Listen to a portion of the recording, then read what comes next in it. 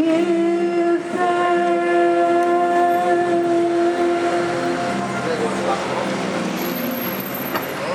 Magandang tanghali po sa inyo lahat.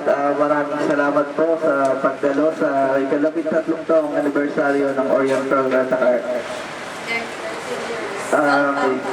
Yun, bago pa tayo magsimula, mananalangin po muna tayo at hilingin po natin pangunahan tayo ni Pastor po sa isang panalangin.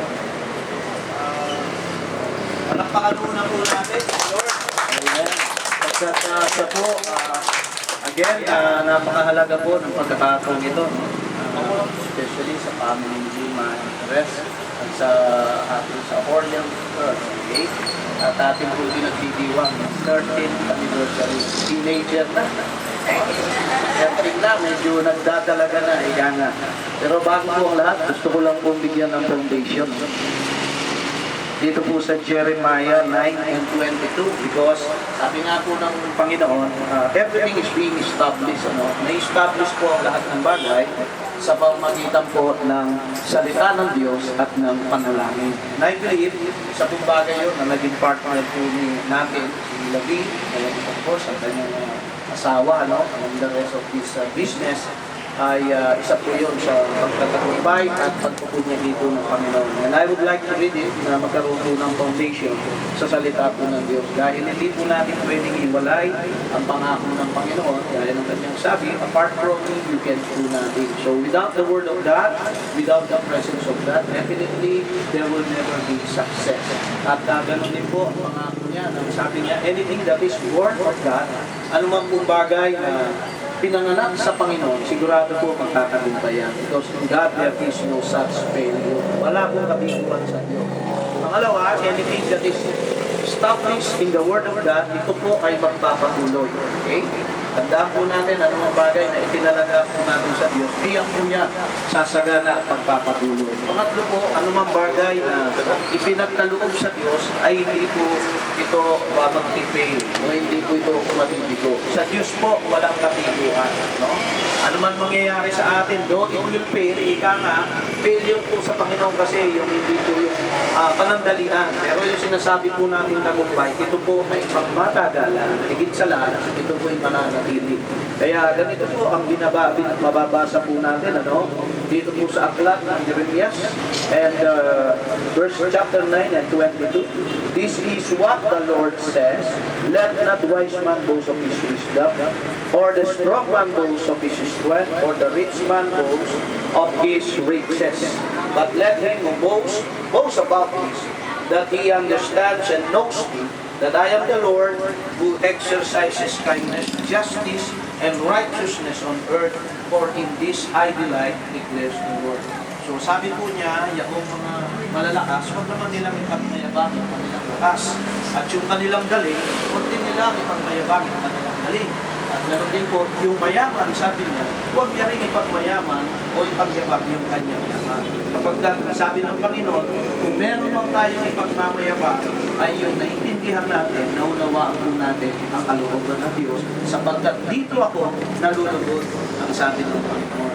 So, higit sa lahat po, naiintindihan natin that we need to recognize God as the source of everything. Sa Kanya po nanggagaling. Kaya nararapat lang po na maibalik sa Kanya with much thankfulness ang pagkakataon. Amen. Palakpakan po natin ang Panginoon. Tayo po ay mananalangin na merong pasasalamat na only to the good, of course. Bunga na lang po yan ng tagumpay, ng celebration. Okay, sige. At higit po sa lahat ay yung pong kabutihan. At andaan po natin, ang lahat po ito ay galing po sa Panginoon. Marapat lang na maibalik po natin sa Kanya. So all together, I would like to request na tayo po ay manalangin, sumandali, at pasalamatan po natin with a thankful heart that has blessed and declared and just celebrate the goodness of the Lord sa pagkakataon po. Panginoon Diyos, kami po ay nagpupuri. Salamat sapagkat alam mo namin, gaya ng iyong sinabi at pangako, ang sino mang nagtitiwala, Panginoon, at gumagabay at sumusunod po sa inyo, kailanman hindi, Panginoon, pababayaan mo at hindi mo iiwanan. At gayon din sa pagkakataon mo ito, as we celebrate this 30th year, Panginoon, sa dakong ito, sa pamilya, sa tahanan ito, higit sa negosyong ito, Panginoon, pinagpupunyagi po namin, naglay namin ang iyong pagpapala at pagpapay, ganon din sa kanilang mga buhay, sa kanilang relasyon, bilang pamilya, asawa, mga anak, tahanan, and down the rest as well of this business today. Father God, we declare your kingship as we honor, Panginoon, inikilala ka namin, ikaw ang pinagmumulan ng lahat ng bagay.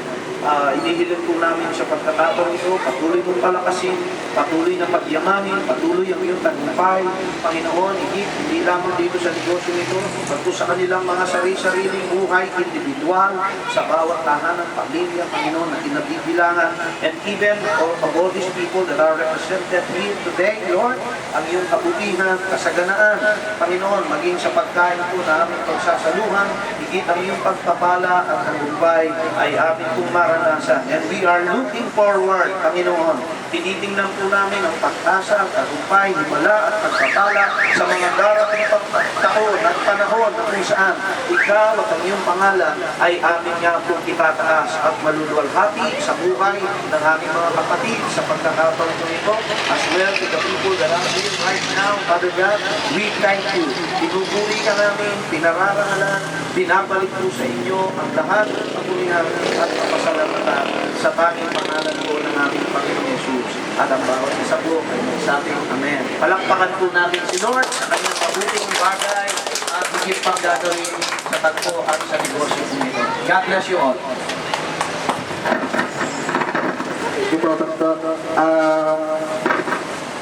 Nais nga palang yung paalam na bungad po sa anibersaryo. Ngayong araw na to ay kaarawan din po ng aming boss. Tita Lee. Katangan po muna natin siya ng happy birthday before po niya i-blow yung baby.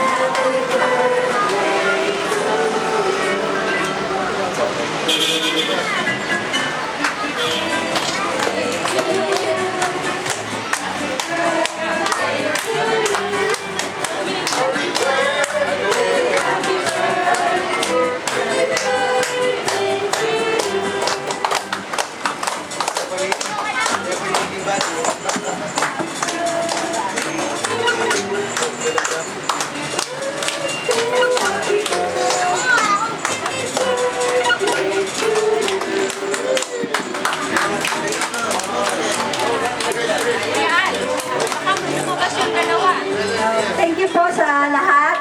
Welcome na po pala sa 13 years anniversary ng Orient Pearl. And salamat po sa pagsama niyo sa amin na i-celebrate ang araw na ito.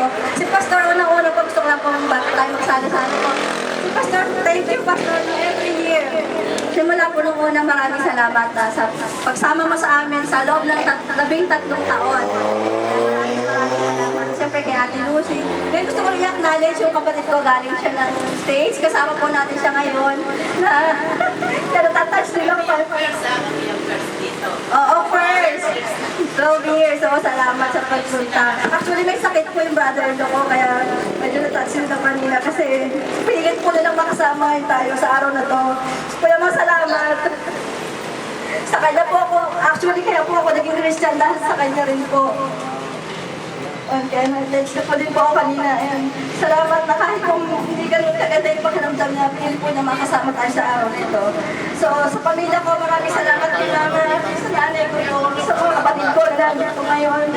Sa mga pamangkin ko, salamat. At syempre sa mga kaibigan po ni Andy, mga kaibigan. I-access po na matsagang nagluto. Maraming salamat po sa ating kakainan. Siya po yung nagluto ito. Tsaka sa mga pamangkin ko. Thank you po sa lahat. So, ayan, enjoy po natin yung pagkain. Thank you. Happy birthday! 30th birthday. Sige, kain na tayo. Ay, sige po, mauna na po. Kain na tayo. Go,